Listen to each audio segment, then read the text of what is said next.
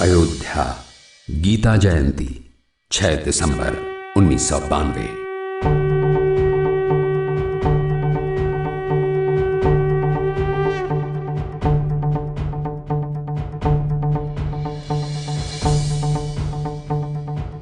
ये तस्वीरें राष्ट्र के सबसे बड़े मुक्ति संग्राम की कहानी कह रही हैं।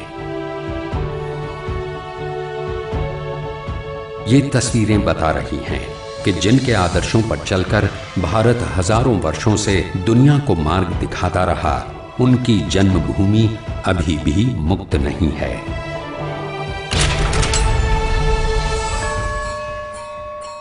और आज श्री राम की जन्मभूमि से जुड़े राष्ट्र गौरव को हासिल करने की वही लड़ाई लड़ी जा रही है।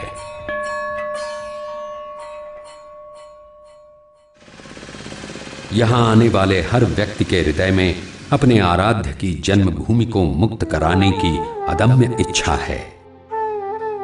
उसका ध्येय है कि जिस नाम का संबल लेकर हम इस लोक से परलोक तक का सफर करते हैं, उनकी जन्मभूमि को मुक्त कराना है।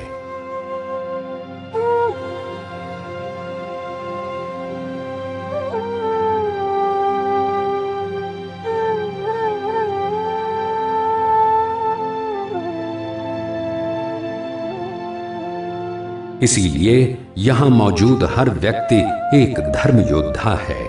इनके धर्मोचित वीरतापूर्ण कार्य का निर्देशन कोई और नहीं बल्कि साधु संत कर रहे हैं। इनके हृदय में बसा श्री राम जन्मभूमि को मुक्त कराने का संकल्प आज का नहीं है, बल्कि सदियों से चली आ रही भावना का विस्फोट है।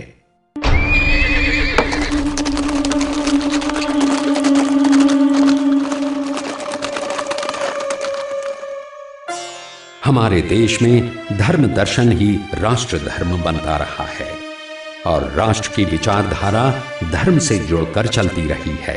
धर्म के बिना राष्ट्र का व्यवहार अच्छी रीति से नहीं हो सकता है। समग्र विश्व का कल्याण के लिए धर्म की आवश्यकता है। विश्व का अंतर्गत राष्ट्र भी, तो राष्ट्र का कल्याण के लिए धर्म अत्यंत आवश्यक है। धर्म के बिना नीति संपन्न राष्ट्र का निर्माण नहीं हो सकता है। मर्यादा पुरुषोत्तम राम के आदर्श ही इन नीतियों के आधार हैं, जिनका मूल अहिंसा, सहिष्णुता और दया है। लेकिन राम के आदर्श और बुद्ध और महावीर के शांति उपदेशों को चुनौती देने वाली एक आंधी देश के उत्तर पश्चिम द्वार पर दस्तक दे रही थी।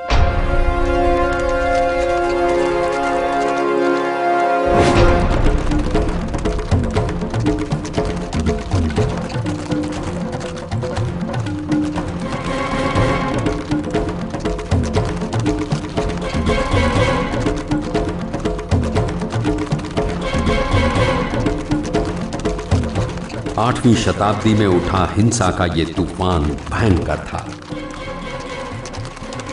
इससे पहले हुण, शक और कुषाण आए, लेकिन इस बार आक्रांता अत्यंत क्रूर थे।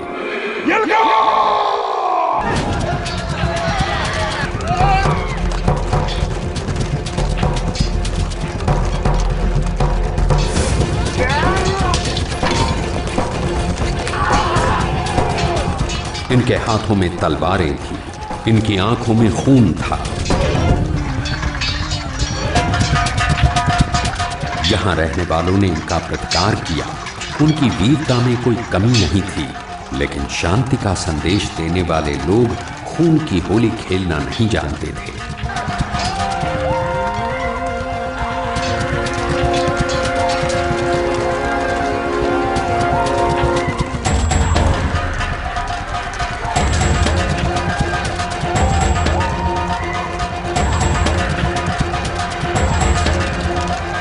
युद्ध भूमि उनके शवों का खलिहान बन गई। जिन नदियों में जीवन का संचार होता था, वहां खून बहने लगा। बहु बेटियों की इज्जत के साथ खिलवाड़ किया गया।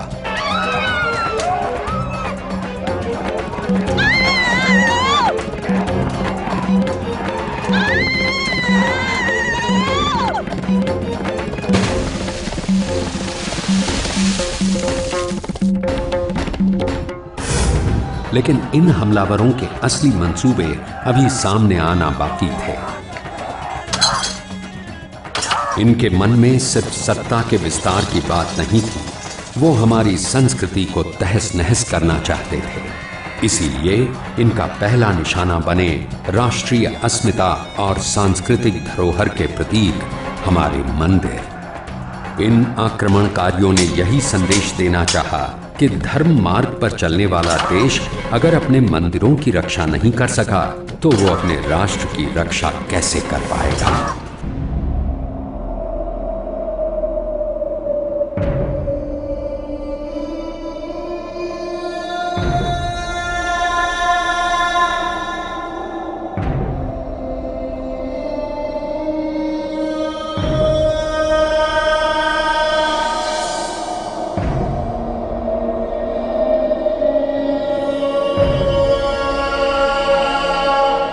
हिंसा और विनाश की इसी मानसिक परंपरा का शिकार बनी हमारी अयोध्या और श्री राम जन्मभूमि।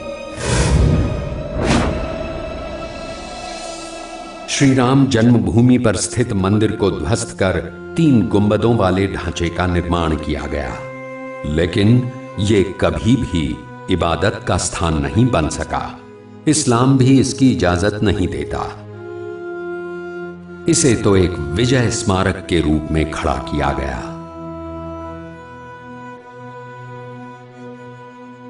राम, कृष्ण और शंकर का जो सम्मान है, ये 3 जो है प्रमुख देवता हैं। उन्होंने इन तीनों के जो विख्यात स्थान रहे हैं, प्रसिद्ध स्थान रहे हैं, जहाँ पर वो कहीं पैदा हुए हैं, वो उनको ध्वस्त किया केवल अपमानित करने के लिए। जाहिर है इसका मकसद ये एहसास दिलाना था कि हमने तुम्हें अपने अधीन कर लिया है। राम जन्मभूमि पर हमला इसलिए किया गया क्योंकि हिंदुस्तान का राष्ट्रीय चरित्र और गौरव इसी नाम के साथ जुड़ा रहा है। माने जो राम ने आदर्श दिए वो भाई के साथ कैसे संबंध हो, पिता के पुत्र के साथ कैसे संबंध हो, माताओं के पुत्र के साथ कैसे संबंध हो, जो आतंकवादी शक्तियां हैं उन सबके साथ किस प्रकार का व्यवहार हमारा हो, ये सब बातें भगवान राम के जीवन से ये जो हम लोग ग्रहण करते हैं, एक बड़ी महान संस्कृति को जन्म मिला है। इसीलिए इस देश के साथ श्री राम का नाम उसी प्रकार जुड़ा है जैसे शरीर के साथ आत्मा। मर्यादा पुरुषोत्तम श्री राम ने जिन उच्च आदर्शों का प्रतिपादन किया वो आज के राजनेताओं को भी शिक्षा प्रदान करते हैं। यदि उन मूल्यों को आज की राजनीति में अपना लिया जाए तो स्वतः ही जाति वर्ग विहीन एक मजबूत राष्ट्र के निर्माण का मार्ग प्रशस्त हो जाएगा। भगवान राम वनवास में गए तो उसका वास्तव में जहाँ माता पिता की आज्ञा का पालन करना जो है उन्होंने धर्म समझा, उसके साथ साथ वनवासी जो समाज से कटे हुए थे, अलग हुए थे कुछ अछूत के रूप में, उन सबको जोड़ना भी उनके वनवास का लक्ष्य रहा है। इन आदर्शों की जन्मस्थली अयोध्या ही है, जहां आज भी श्री राम हर कण में विद्यमान हैं। यहां सरयू नदी की धाराओं के स्पर्श मात्र से हर एक हिंदू मन मोक्ष का अनुभव प्राप्त करता है। यहाँ की गली गली में स्थापित देवताओं की मूर्तियां भगवान राम के किसी न किसी उपदेश, किसी न किसी जीवन मूल्य की अनुभूति करवाती हैं। इसी अयोध्या में श्री राम अपनी जन्मभूमि से दूर कर दिए गए। उनकी जन्मभूमि पर जबरदस्ती अधिकार जमा लिया गया। ये हिमाकत की थी बाबर के सेनापति मीर बाकी ने, जिसने अपनी सैन्य शक्ति का उपयोग कर वहां बाबर के नाम पर खड़ी कर दी एक इमारत। लेकिन एक ढांचा खड़ा कर देने से क्या वो भगवान की जन्मभूमि नहीं रही? क्या इस झूठ को स्थापित किया जा सकता था कि राम का उस भूमि से कोई संबंध नहीं है? और यही भाव लिए राम के राष्ट्रभक्तों ने उनकी जन्मभूमि की मुक्ति का मार्ग प्रशस्त करना शुरू किया, क्योंकि राम जन्मभूमि को स्वतंत्र कराना राष्ट्रीय अस्मिता का सवाल है। हिंदू समाज चाहता है कि राम ने सारे हिंदू समाज को जो है वो एक आदर्श उनके सामने प्रस्तुत किया है, आज उनको हम सम्मान नहीं दे सकेंगे तो वास्तव में हमको स्वतंत्र कहने का कोई अधिकार नहीं है। स्वामी विवेकानंद ने भी कहा है कि विदेशी आक्रमणकारियों ने हमारे मंदिरों को निशाना बनाया, लेकिन हमारे पूर्वजों ने लाख कष्ट सहकर भी उनका पुनरुद्धार किया। और इन्हीं भावनाओं के साथ सोमनाथ मंदिर का पुनर्निर्माण हुआ, जिसके लिए देश के मंत्रिमंडल को फैसला लेना पड़ा था, क्योंकि ये हमारे राष्ट्रीय स्वाभिमान का प्रतीक था। श्री राम जन्मभूमि की मुक्ति का प्रश्न इसीलिए और भी महत्वपूर्ण हो जाता है। भगवान राम धर्म और ईश्वर के युग्म स्वरूप माने जाते हैं और हम एक संकेत करना चाहते हैं। वो मर्यादा पुरुषोत्तम के रूप में हमारे सम्मुख आते हैं। उन्होंने जो मार्ग प्रशस्त किया, उस मार्ग पर चल करके हम कल्याण प्राप्त कर सकते हैं। और जो उनकी दो कृति भारतवर्ष में शेष है, जहाँ अवतारी महापुरुष के रूप में वो प्रकट होते हैं, वहाँ सेतु बंध जो इसको कहते हैं वो उनकी देन है, और रामेश्वरम में जो शिवलिंग है वो उनकी देन है। वो दोनों कृतियाँ आज पूरे विश्व को रामभद्र की प्राप्त हैं। भगवान राम अनुकरणीय हैं, सत्पुरुष हैं, और प्रत्येक हृदय में उनकी यशोगाथा विद्यमान है। हमारे वंद्य हैं, आराध्य हैं। मां और मातृभूमि बदली नहीं जा सकती। इसी संकल्प के साथ अगस्त 1990 में भगवान राम की जन्मभूमि की मुक्ति के लिए वृंदावन में साधु संतों के सम्मेलन में राम जन्मभूमि मुक्ति आंदोलन की नींव रखी गई। श्री राम ज्योति प्रज्वलित कर पूरे देश में घुमाने और अयोध्या में कार सेवा करने का संकल्प लिया गया। अभियान बना आंदोलन। साधु संतों का अभियान बहुत जल्द स्वतः ही जन आंदोलन में परिवर्तित हो गया। लेकिन छद्म धर्मनिरपेक्षतावादी ताकतें जैसे उनके सत्कर्म के मार्ग में व्यवधान डालने का संकल्प लिए बैठी थीं। उस वक्त की उत्तर प्रदेश सरकार ने कार सेवकों को रोकने के लिए पूरी ताकत झोंक दी।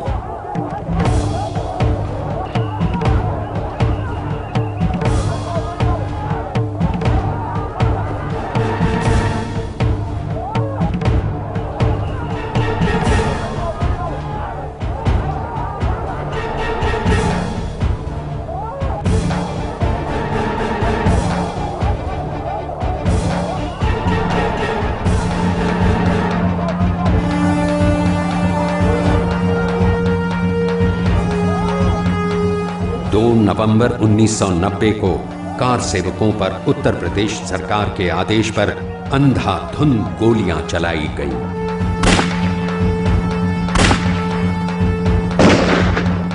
ठीक उसी प्रकार जैसे जालियांवाला बाग में जनरल डायर ने देशभक्तों पर गोलियों की बौछार कर दी थी।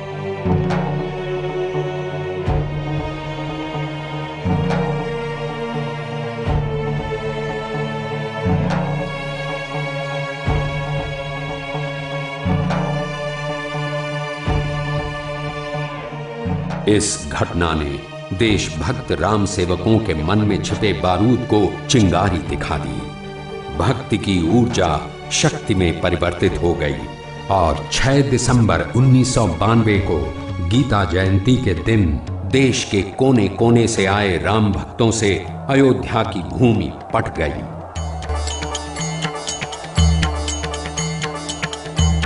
यद्यपि उनका उद्देश्य था शांतिपूर्ण तरीके से दुनिया को बताना कि अब राष्ट्र गौरव को पहचान देने का वक्त आ गया है। इसकी वजह भी बिल्कुल साफ थी। वो इस इमारत को एक मस्जिद के तौर पर नहीं देख रहे थे।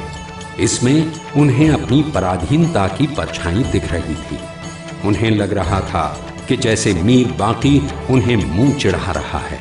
यदि हमने अयोध्या में, वाराणसी में या मथुरा में अपने मंदिरों को वापस लेने के लिए किया है तो निश्चित रूप से वो खोए हुए स्वाभिमान सम्मान को फिर से प्रतिष्ठित करने की भावना उसके। इसकी पुष्टि इस बात से भी होती है कि इन राम भक्तों के मार्ग में हजारों मस्जिदें आईं, लेकिन उनका एक तिनका भी इन्होंने नहीं छुआ।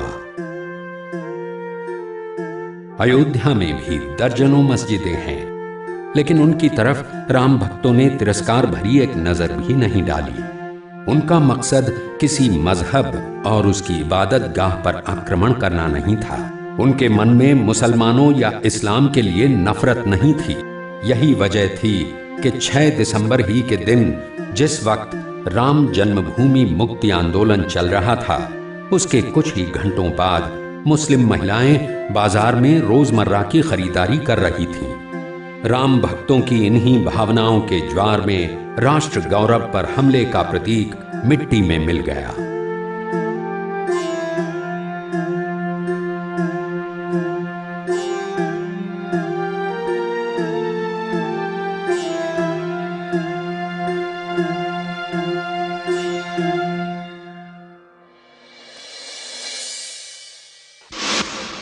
धूल की इन्हीं परतों के नीचे से निकले कुछ अकाट्य साक्ष्यों ने स्पष्ट कर दिया कि बाबरी ढांचे के नीचे कितना भव्य राम मंदिर मौजूद था। इस मंदिर और श्री राम जन्मभूमि का उल्लेख मुस्लिम इतिहासकारों ने भी किया है।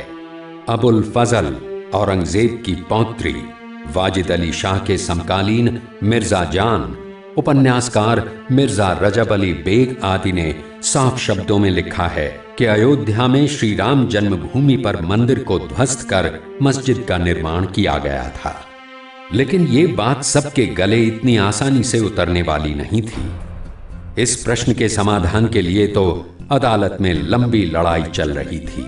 श्री राम जन्मभूमि पर पूजा और दर्शन के अधिकार का दावा करते हुए पहला मुकदमा 1950 में गोपाल सिंह विशारद ने किया। इसी साल रामानंद संप्रदाय के साधु परमहंस रामचंद्र दास ने भी इसी आधार पर मुकदमा दायर किया। तीसरा मुकदमा निर्मोही अखाड़े ने किया और मांग की कि ढांचे के अंदर पूजा अर्चना और चढ़ावे का प्रबंध उसे सौंप दिया जाए। जबकि चौथा मुकदमा सुन्नी वक्फ बोर्ड ने 1961 में किया। ये सभी मुकदमे आपस में हिंदू और मुसलमान पक्षकारों और राज्य सरकार आदि के बीच में चलता रहा। उसके बाद एक आवश्यकता महसूस की गई कि चूंकि भगवान राम वहाँ स्थापित हैं, रामलला विराजमान है और वो स्थान को राम जन्मभूमि के रूप में देवत्व शक्ति प्राप्त है, जब तक उनकी ओर से कोई वाद न प्रस्तुत किया जाए तब तक इसमें वास्तविक निर्णय संभव नहीं हो पाएगा।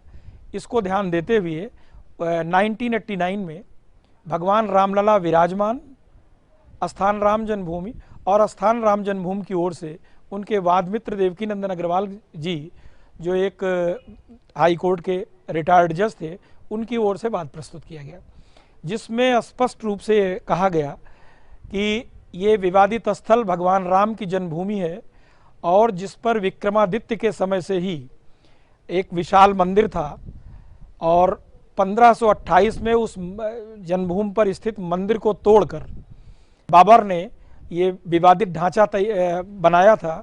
और ये कहा गया कि इसको अनादिकाल से हिंदू लोग भगवान राम की जन्मभूमि के रूप में पूजा करते रहे हैं और ये भगवान राम के जन्मभूमि के रूप में स्थापित है। इसके बाद शुरू हुआ अदालत में साक्ष्यों की पड़ताल का सिलसिला। जैसे जैसे साक्ष्य सामने आते गए, सुन्नी वक्फ बोर्ड के दावे एक के बाद एक खारिज होना शुरू हो गए। देखिए, मुस्लिम पक्ष की ओर से कुछ रेवेन्यू डॉक्यूमेंट्स दाखिल किए गए। उसमें 2 डॉक्यूमेंट तो ऐसे विचित्र हैं। एक डॉक्यूमेंट उन्होंने सेटलमेंट मैप दाखिल किया है, जो फैज़ाबाद के गवर्नमेंट की रिपोर्ट है कि ये डॉक्यूमेंट कभी हमारे यहाँ तैयार ही नहीं हुआ। उस मैप के बारे में कहा गया है। और दूसरा, उन्होंने सेटलमेंट एंट्रीज दाखिल किया है जिसमें मस्जिद जन्मस्थान का उल्लेख है। प्रोफेसर BR ग्रोवर साहब की रिपोर्ट है, उसमें कुछ मैनिपुलेशन जरूर किए गए थे। उसमें वर्ड बढ़ाया गया था, जैसे आबादी जन्म स्थान या जुम्मा मस्जिद, ये पहले नहीं था। और जैसा कि इन्होंने ग्रोवर साहब ने अपनी रिपोर्ट भी दिया है, इसमें यह सिद्ध करने का प्रयास किया गया है कुछ मैनिपुलेशन करके कि यहाँ पर जन्मभूमि के साथ साथ मंदिर मस्जिद भी थी। इस संबंध में जो इंक्वायरी हुई और लीगल एक्सपर्ट्स की रिपोर्ट ली गई, हैंड राइटिंग एक्सपर्ट्स की रिपोर्ट ली गई और उसके आधार पर गवर्नमेंट ने 1992 में एक ओपिनियन गवर्नमेंट को भेज दिया कि ये फोर्स डॉक्यूमेंट है और इसके आधार पर कोई चीज़ निर्णय नहीं लिया जा सकता। दूसरी चीज़ उन्होंने ये भी कहा कि मस्जिद जन्मस्थान कोई शब्द नहीं है। जामा मस्जिद हो सकती है, जन्मस्थान मंदिर हो सकता है, लेकिन मस्जिद जन्मस्थान नाम की कोई एंट्री संभव ही नहीं है, और उसको कोर्ट ने इग्नोर करते हुए उसके आधार पर उनकी कोई टाइटल नहीं मानी। दस्तावेजों के आधार पर जब सुन्नी वक्फ बोर्ड को मुंह की खानी पड़ी तो उसने अदालत के सामने एक नई दलील दी, लेकिन यहां भी अदालत से उसे फटकार ही मिली। सुन्नी सेंट्रल वक्फ बोर्ड ने बाद में एक तीसरा स्टैंड भी लिया, और तीसरा स्टैंड लेते हुए उन्होंने ये भी कहा कि अगर हम अपनी मिल्कियत न भी साबित कर पाएं तो विवादित भूमि पर लगभग 450 साल से मेरा कब्जा है, इस आधार पर हम प्रतिकूल कब्जे के आधार पर इसके मालिक हो चुके हैं। लेकिन जहाँ तक प्रतिकूल कब्जे का प्रश्न है, प्रतिकूल कब्जे के लिए आवश्यक है कि आपका कब्जा किसके प्रतिकूल है, ये आपको बताना पड़ेगा।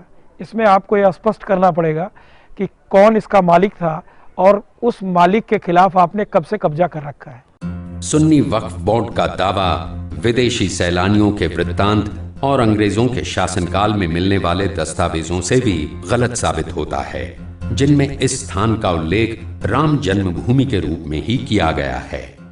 एक बार मैं इंग्लैंड गया था तो वहाँ पर ग्रेट ब्रिटेन का जो 15वां प्रकाशन था, 1760 वर्ष की थी वो, उसके पृष्ठ 751 में स्पष्ट रूप से लिखा हुआ था कि वहाँ पर सर्वाइविंग मॉन्यूमेंट्स में राम जन्मभूमि पर ही मस्जिद का निर्माण किया गया है। उसके बाद सब्सिक्वेंट 1740 में एक फादर जोसेफ ट्रेफेन थिलर, जो यहाँ इंडिया में लगभग 40 साल उन्होंने बिताया, उनके अकाउंट्स हैं जिन्होंने 1740 के बाद जिस समय भी अयोध्या में रहे, उन्होंने इस बात का स्पष्ट उल्लेख किया कि जो विवादित स्थल है उसको हिंदू समाज भगवान श्री राम की जन्मभूमि मान रहा है, और उन्होंने उस वेदी का भी उल्लेख किया है जिस पर चरण चिन्ह और सीता रसोई बना हुआ है, और उन्होंने कहा कि वो भगवान की राम जन्मभूमि के रूप में पूजित है और इसमें सभी लोग आते हैं और इसकी उसी रूप में पूजा कर रहे हैं। और वास्तव में देखा जाए कि वहाँ पर मस्जिद का रूप था ही नहीं, 3 गुंबद थे, उसमें कोई मीनारें नहीं थी, और जैसा कि मस्जिद में होता है वुजू करने की कुआं या पानी की व्यवस्था रहती है, कोई ऐसी व्यवस्था नहीं थी। अदालत में सिर्फ दस्तावेजों की पड़ताल ही नहीं हुई, बल्कि उन पुरातात्विक साक्ष्यों को भी रखा गया जो राम जन्मभूमि स्थल के उत्खनन से प्राप्त हुए। ये उत्खनन भी माननीय अदालत के आदेश पर ही हुआ था।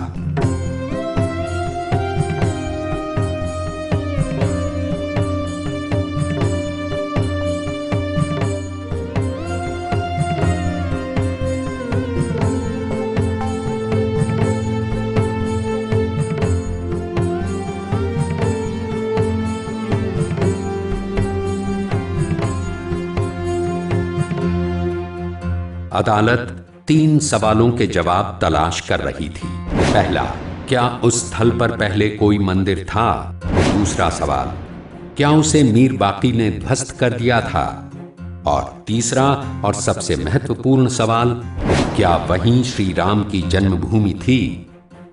इन सभी प्रश्नों का समाधान उत्खनन से हो गया। इस प्रकरण में यह सुनिश्चित किया गया था कि उत्खनन की प्रक्रिया पूरी तरह पारदर्शी बनी रहे। प्रारंभ से ही एक मुसलमान और 2 हिंदू जजों, 3 जजेस की पूर्णपीठ, विशेष पूर्णपीठ बनी हुई है। तो उसमें यह भी रखा गया कि जो पुरातत्ववेत्ता है उसमें भी यह अनुपात रहेगा कि हिंदू और मुसलमान दोनों का अनुपात बना रहा है। यहाँ तक कि मुस्लिम पक्ष की ओर से, जो कि अप्रत्याशित थी, एक स्टेज पे एक दरखास्त आई कि साहब मुसलमान मजदूर कम मिल रहे हैं, तो न्यायालय ने फिर आदेश किया कि भाई मुसलमान मजदूरों की संख्या बढ़ाई जाए और मुसलमान और हिंदुओं दोनों का इस हिसाब से अनुपात रखा जाए कि एक ट्रांसपेरेंसी मेंटेन रखे। उत्खनन से लेकर अनुसंधान तक महत्व